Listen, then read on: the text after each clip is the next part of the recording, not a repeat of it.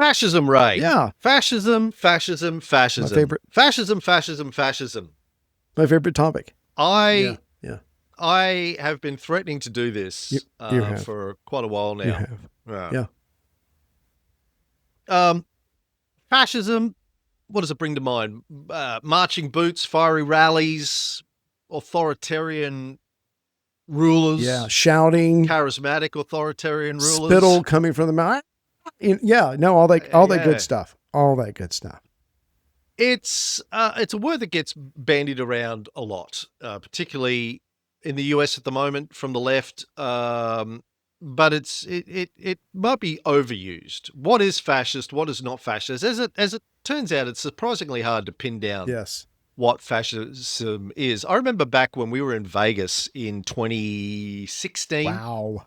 Having dinner with a group of us, you, me, Tony Kynaston, Chrissy, a few of the fans, and David Markham was there, and Trump was running for the first time for the nomination for the Republican Party at the time, and David was assuring me that he wasn't gonna get the nomination.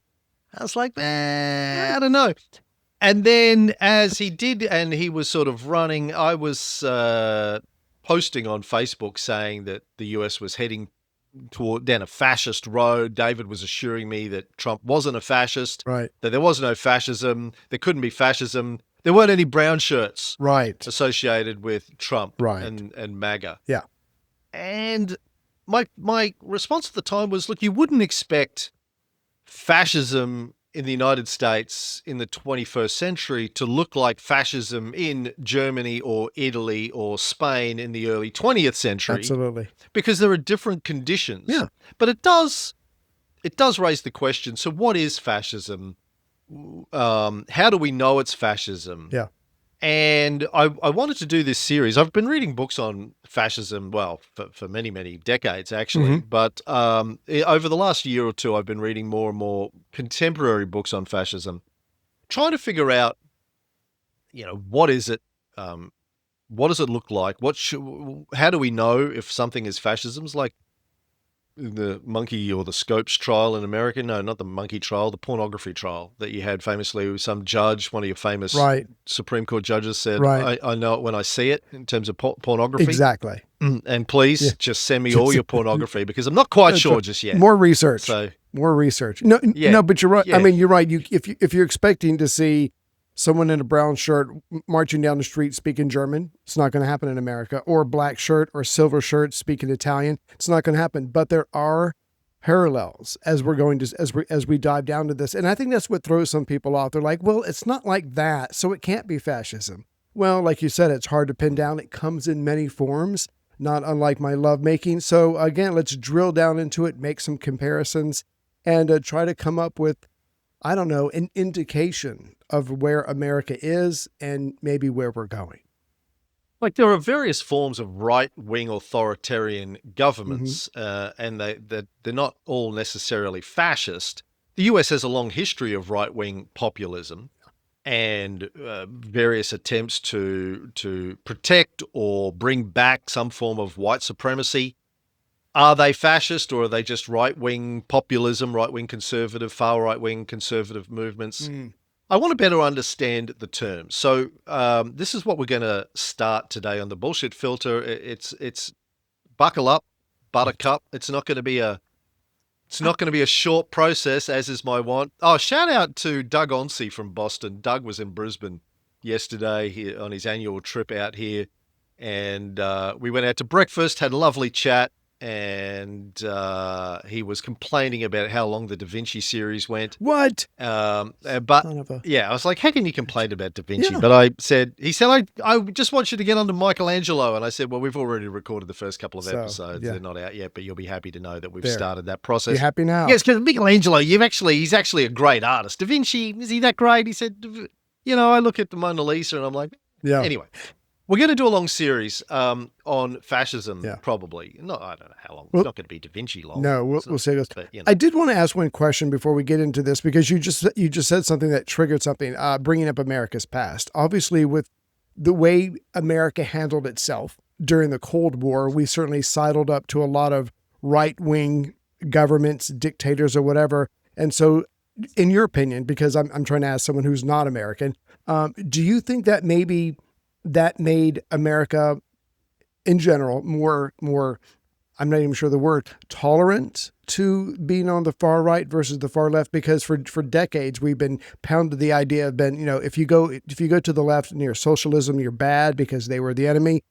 You go to the far right, they kind of helped us during the Cold War. So I don't know. I was just, again, the American government, the CIA, got very comfortable with a lot of far right-wing governments. And I wonder if that kind of also skews the view of a lot of Americans.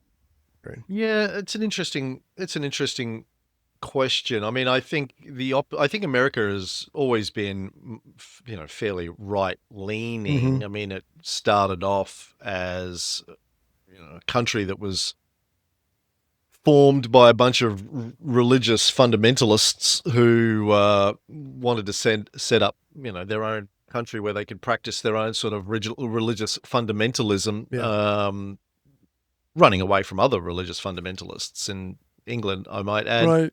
And then they went and they, basically carried out a slow-moving form of genocide on the indigenous population. Yeah. Had slaves, which they treated as subhuman to build their economy. And the country's always been run by a wealthy elite.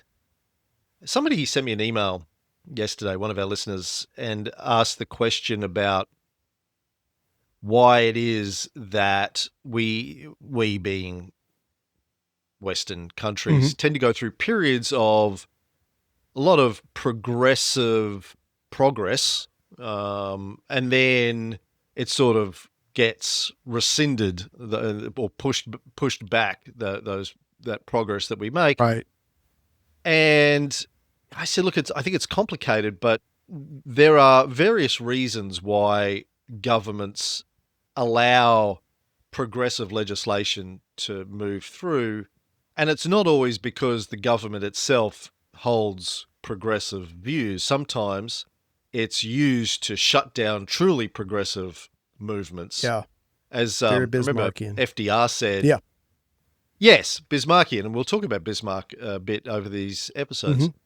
I remember FDR saying to the Wall Street bankers during the Great Depression when he was pushing through some progressive ideas, is like, better that I do it than the guys with the pitchforks and the torches do it, right? I'm your... Exactly. Your least bad way to do this. Yeah, because I'm one of you. Because I'm a rich blue blood guy, right? But if we don't give them something, they're going to storm the castle. They're going to take everything. Basically. Let's So let's give them bread and circuses to keep them happy, so we can still. Anyway, exactly. So back to fascism. Is it an ideology of extreme nationalism? Is it a mass movement that's fueled by anger and fear? Is it a style of political rhetoric that divides us and them? Is it just any kind of one-party dictatorship? And the answer seems to be, it's all of those things. Pretty much.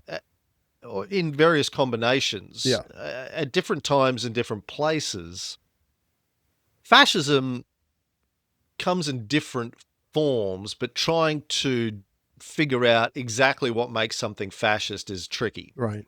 So there's a lot of different ways that we can break this down. And, some of the scholars that have studied this for decades, I'll talk about, is historian Robert Paxton, who's studied this a lot. He defines fascism as a form of political behavior marked by obsessive preoccupation with community decline, humiliation, or victimhood, and by compensatory cults of unity, energy, and purity carried out by a nationalist mass movement that abandons democratic liberties and pursues goals of internal cleansing and external expansion without restraint. Nailed it.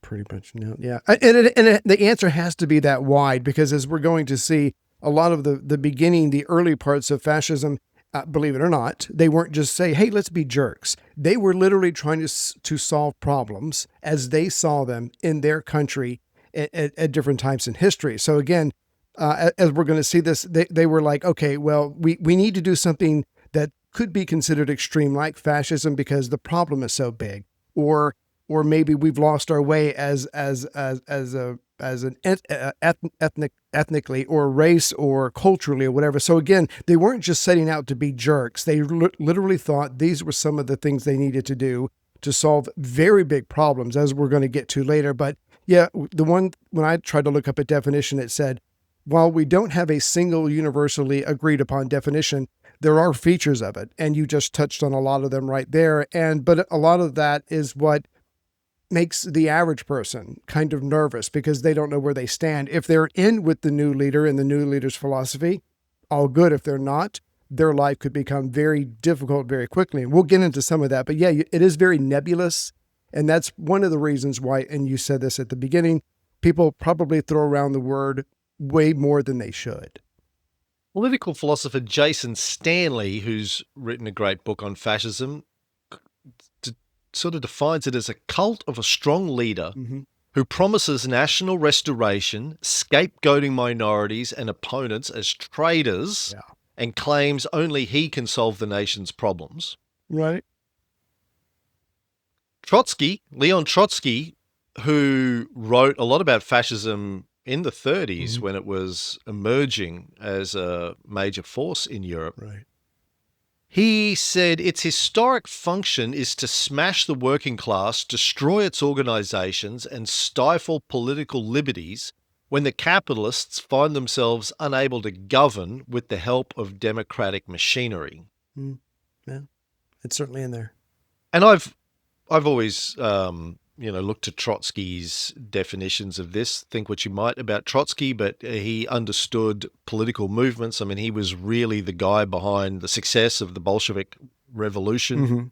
Lenin might have been the strategic thinker, but it was Trotsky who actually made it happen. Right. The questions, when I start a show like this, and I try to understand a topic, my process is, first of all, to just jot down what are the questions that I want to answer for myself. What are the things that are kind of bugging me? So the questions I had for this were, what is fascism actually? How do we define it? How do we recognize it? And then, is it necessarily a bad thing? We just assume that it's a bad thing, but is it? And if so, why? Who says fascism is a bad thing? Why is it a bad thing? Then the next level is the United States becoming fascist? Is Donald Trump a fascist? And if so, why? And if so, is that a bad thing? And why? What is the ideological structure of fascism? I guess that's the root of all of this. And then the other thing is, and this is something that Doug and I were talking about over breakfast yesterday, if the US is becoming a fascist country, why? And how did that happen to the richest and most powerful country, not only on earth, but probably in history? Right. Like, we historically associate 20th century fascism, Germany, Italy, Spain, with countries that had deep, deep economic problems. And they'd suffered from recent wars. They'd come through World War I. They'd gone through civil wars in the case of Spain. There was Germany and Italy had just gone through unification, which was a painful process, and then their involvements in World War I to various levels of success and failure. Right. And they had large populations of people that had lived through the horrors of all of this and were looking for answers. How do we rebuild our once proud countries? The United States, on the other hand, is incredibly wealthy and successful and should be a land of milk and honey where everyone is just living the dream. So for a country like that to go fascist, you have to wonder what the underlying causes are. Right. I mean, we can pull stuff out of our socks like, well, there's a big disenfranchised working class that feel betrayed by the elite over decades as jobs have been offshored. That, I think does explain a lot of Trump's popularity. But anyway, let's start with the bullshit filter drill. What are the two things that we need to think about, Ray, when we dive into a complex topic that I've been drilling into everybody for the last 10 years? Epistemology, heuristics. Those are the two. Good man. Look, I've Boom. trained you well. Boom. Boom. Boom. I didn't even prep you on No, that. no. I'm You beat it into genuinely me. impressed. I don't know if you should be proud of that. Well, you are. You know what? Never mind. Go ahead. So for new listeners, my approach for many years, if I'm trying to get my head around a complicated topic, is to start by breaking it down into epistemology and heuristics. Epistemology, how do we know what is true in this particular domain? What are the rules for determining truth in this particular subject? And they're different from subject to subject. If you're talking about a scientific question, does evolution exist? Is evolution real? Are vaccines dangerous? Did COVID come out of a Chinese lab? Whatever the question is, there are certain ways that you approach scientific truth. Right. Things that can be supported by evidence and hypotheses, et cetera, et cetera.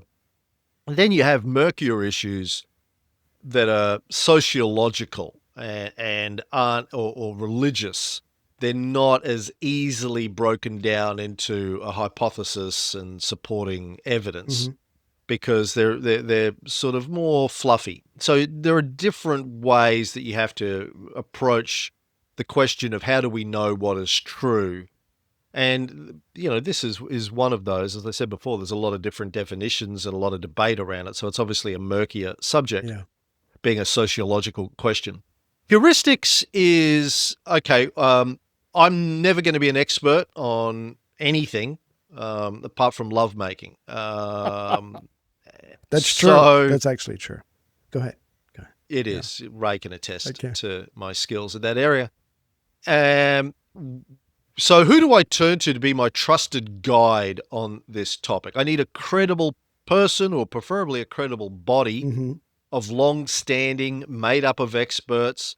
If that body doesn't exist, who are the individuals that have exceptional credibility in this domain that I can turn to and trust to guide me through it?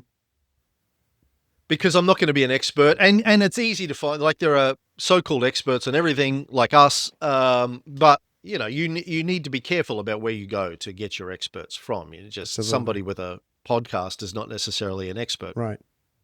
Except us, of course, or even on just all things. Exactly, or just because they happen to agree with what you think, obviously as well, does not make them an expert. So, just beware. Yeah. Yeah. You don't want to end up in one of these feedback loops. Exactly.